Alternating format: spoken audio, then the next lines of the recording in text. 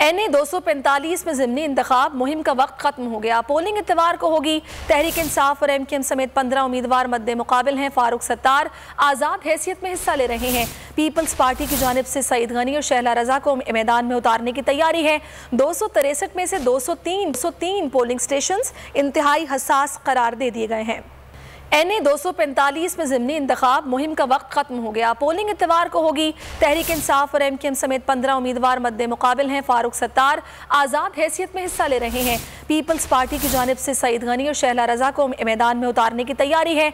263 में से 203 polling station इंतहाई हसास करार दे दिए गए हैं।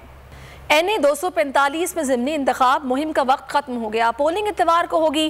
तहरीक इंसाफ और MKM समेत 15 उम्मीदवार मद्दे मुकाबिल हैं। फारूक सत्तार आज़ाद हैसियत में हिस्सा ले रहे हैं। पीपल्स पार्टी की जानिब से सईद गनी और शहला रजा को मैदान में उतारने की तैयारी है। 263 में से 203 पोलिंग स्टेशन इंतहाई हसास करार दे दिए गए हैं। सब्सक्राइब करें और बेल दबाएं ताकि कोई खबर रह न जाए।